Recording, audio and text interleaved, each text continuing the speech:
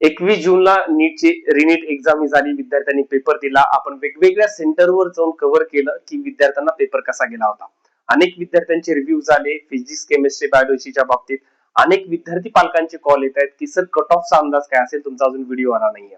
तर 2 ते 3 दिवस आता एक्झाम झाल्यापासून अनेक पालकांची गर्दी ऑफिसला येत होते आणि सांगण्यास आनंद होते की व्हायब्रंटची मेडिकल काउन्सिलिंगची फर्स्ट बॅच फुल झालेली आहे. आता सेकंड बॅचचे आपण ऍडमिशन सुरू केले. एकूण 3 बॅच असतात. फर्स्ट बॅचचे ऍडमिशन फुल झालेत. सेकंड बॅचचे आता ऍडमिशन सुरू आहेत. महत्वाचं आता आपण बघूया इन डेप्थ मध्ये कट ऑफचं अनालिसिस काय असू शकतं. तुम्ही युट्यूबला माझ्या लास्ट इयरचा व्हिडिओ जरी बघितला अनालिसिस, एक्झॅक्टली त्याच पद्धतीने कट ऑफ क्लोज झालेले होते. आता देखील आपण एक प्रिडिक्ट करतो, मे बी ते थोडंसं चुकीचं ठरू शकतं. महत्वाचे काय असतात, रँक्स असतात.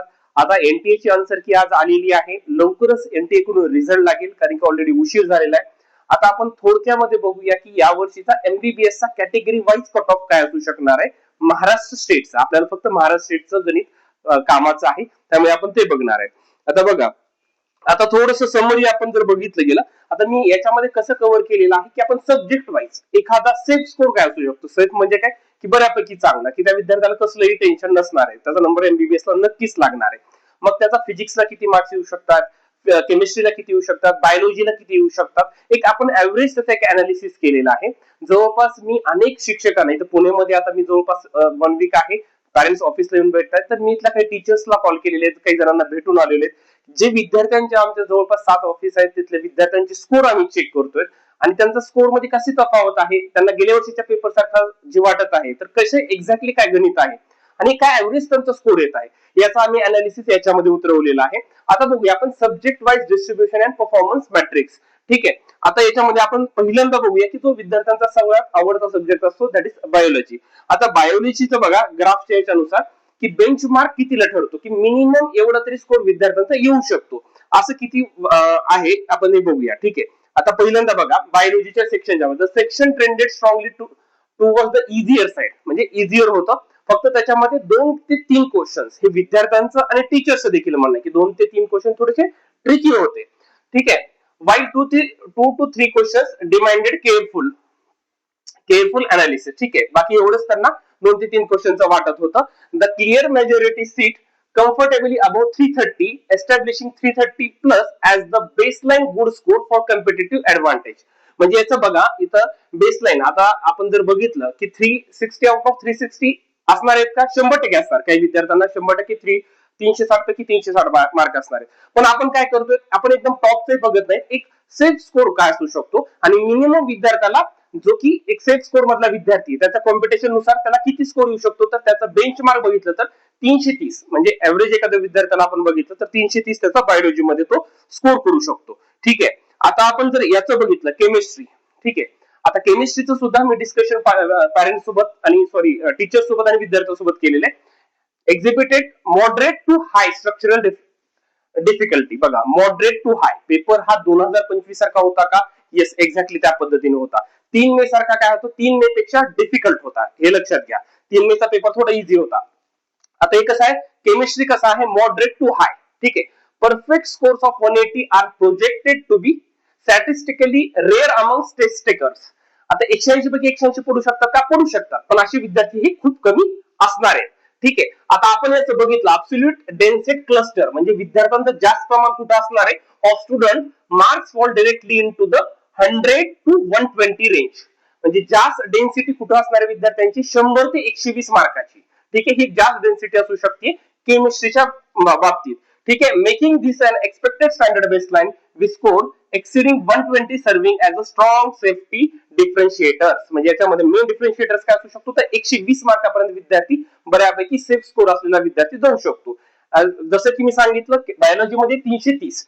ठीक आहे, आणि इथे काय असू शकणार आहे, साधारणतः 100 ते 120 ची रेंज आहे. आपण एक बघितलं डिफरन्शिएटर मधला घेतला तर 120 असं आपण एक बऱ्यापैकी स्कोर पकडू शकतो केमिस्ट्री या सब्जेक्टचा.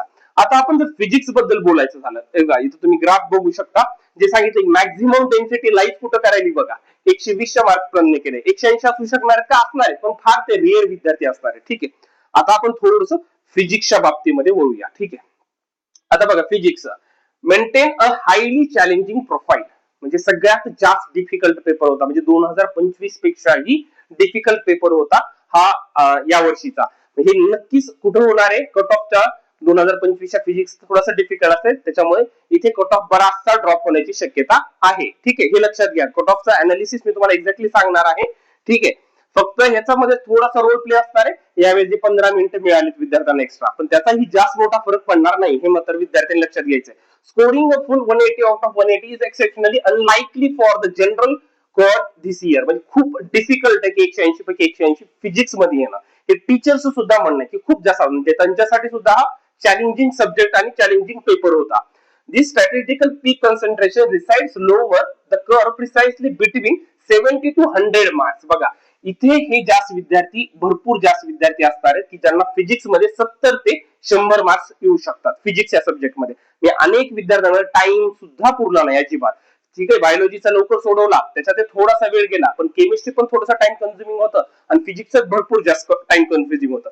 त्याच्यामुळे ऍव्हरेज आपण विद्यार्थ्यांचा विचार केला तर 70 ते 80 मार्कामध्ये अनेक विद्यार्थी.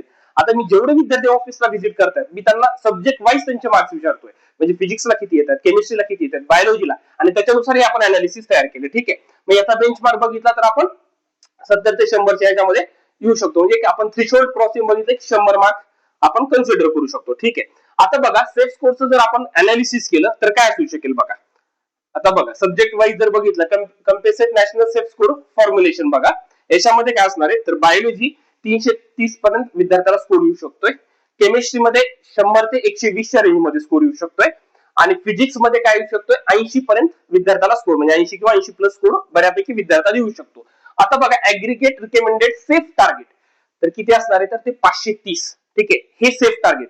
आता सेफ म्हणजे काय, हा विद्यार्थी एकदम सेफ आहे, पण कट ऑफ कशा सेफच्या खाली लाईज करत असतो कट ऑफ. ठीक आहे, हा माझा सेफ स्कोर आहे. ठीक आहे, मला काही टेन्शन नाही असं म्हणू शकतो आपण, पण आता एक्झॅक्टली कट ऑफ काय असू शकतो आता आपण ते बघूया. ठीक आहे, मला एक तुम्हाला असं सांगायचं होतं की फिजिक्स केमिस्ट्री बायोलॉजी मध्ये काय होऊ शकतं, मॅक्झिमम विद्यार्थी कुठल्या मार्क्स मध्ये येऊ शकतात. तर बघा, हा झाला त्या विद्यार्थ्याचा सेफ स्कोर, आणि कट ऑफ हा नेहमी सेफ स्कोरच्या खालीच असतो. आता आपण थोडंसं वळूया कट ऑफ कडे. ठीक आहे, आता बघा कट ऑफचं रेंज आपण बघायचं झालं तर बघा काय रेंज करणार आहे बघा कट ऑफची. ठीक आहे, तर बघा व्हायब्रंट मध्ये मी तुम्हाला इंडेक्स सगळं अनालिसिस सांगत असतो. व्हायब्रंटचं लातूर, पुणे, बारामती, नांदेड, बीड, संभाजीनगर आणि नाशिक मध्ये ऑफिस आहे. काउन्सिलिंगला मेडिकलच्या ऍडमिशनला सुरुवात झालेली आहे. पहिली बॅच आपली फुल झालेली आहे, सेकंड बॅचचे ऍडमिशन सुरू झालेले आहेत. लवकरात लवकर काउन्सिलिंगला ऍडमिशन घ्या. फॉर्म भरण्यापासून ते तुमच्या शेवटच्या राऊंडच्या ऍडमिशन पर्यंत संपूर्ण प्रोसेस तुमची करून दिली जाते. All India counselling, state counselling आणि बाहेरच्या राज्याची काउन्सिलिंग, सर्वांची काउन्सिलिंग एकाच फीस मध्ये आम्ही करून देत असतो.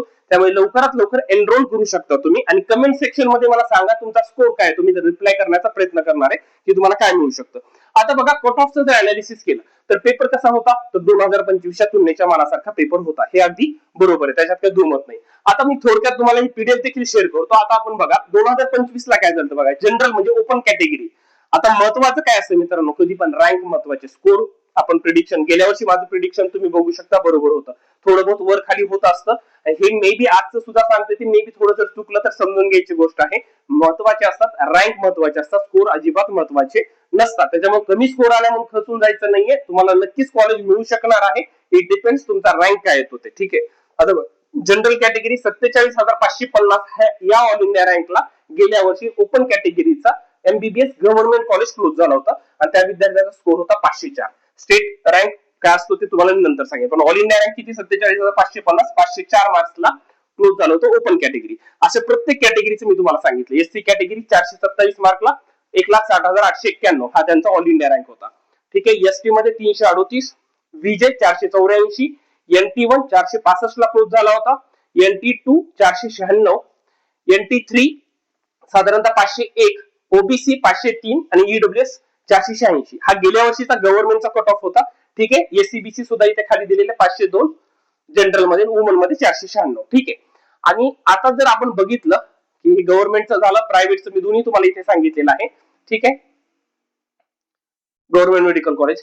आता बघा आपण थोडंसं हे करूया की साधारणतः एक्सपेक्टेड काय येऊ शकतो बघा. प्रायव्हेटचं मी तिथे तुम्हाला नंतर, म्हणजे गेल्या वर्षीचे तर कट ऑफ तुमच्याकडे आहे, तर आपण अनालिसिस करूया की यावर्षी साधारणतः 2025-26 चा कट ऑफ काय असू, म्हणजे 2026 चा कट ऑफ काय असू शकतो. सगळ्यात जास्त महत्वाचं इथं तुम्ही लक्ष द्या मित्रांनो, गव्हर्नमेंट कॉलेज बद्दल मी आधी बोलत आहे की 2026 चा एक्सपेक्टेड आहे. ठीक आहे, काय आहे तो ओपन कॅटेगरीचं बघा 515 ते 525 गव्हर्नमेंटचा. ठीक आहे, हा याच्यामध्ये 515 मध्ये देखील तुम्ही प्लस मायनस 5 पकडू शकता. हा कट ऑफ 510 पर्यंत पण जाऊ शकतो. 510 ते 520 तुम्ही सेफ पकडू शकता. 510 ते 520 हा तुम्ही सेफ स्कोर पकडू शकता फॉर गव्हर्नमेंट महाराष्ट्र स्टेट. बरं का, महाराष्ट्र स्टेट मधला गव्हर्नमेंट कॉलेज ओपन कॅटेगरीचा कट ऑफ हा 510 ते 520 च्या मध्ये असणार आहे. खूप जास्त कट ऑफ वाढणार नाहीत हे मित्रांनो लक्षात घ्या. जास्त प्रेशराइज अजिबात होऊ नका. रँक लवकर आल्यास कळूनच जाईल आयडिया, पण तात्पुरतं तुम्ही तुमचं लक्षात घेऊ शकता की 510 ते 520. ओबीसी साधारणतः 510 ते 520 च्या मध्ये रेंज करेल. ईडब्ल्यूएस 495 ते 505 याच्यामध्ये प्लस मायनस 10 अजून 5 होऊ शकतात. ठीक आहे, एसईबीसी 510 ते 517. ठीक आहे, ईडब्ल्यूएस सांगितलं तुम्हाला. एससी कॅटेगरी 435 ते 445 च्या रेंज मध्ये असू शकेल. एसटी 345 ते 355 हा नीटचा स्कोर आहे.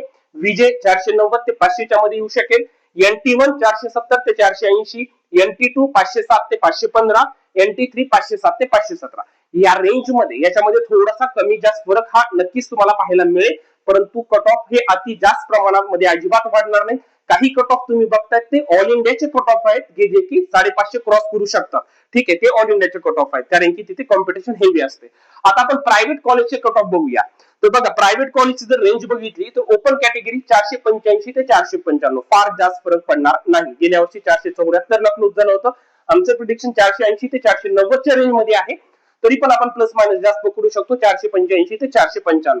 ओबीसी 482 ते 492, एसईबीसी 481 ते 490, NT1 445 ते 455, NT2 482 ते 492, NT3 483 ते 494, विजय 472 ते 482, एससी 427 ते 27 ते 438 आणि एसटी कॅटेगरी मित्रांनो साधारणतः 335 ते 345 या रेंज मध्ये हे कट ऑफ नक्कीच असणार आहेत मित्रांनो. आता लक्षात घ्या, इथे जर प्रायव्हेटचं 480 मार्क आहेत सर, माझा नंबर लागणार नाही का? अजिबात असं बिलकुल नाही. नंबर हा नक्की लागू शकतो मित्रांनो.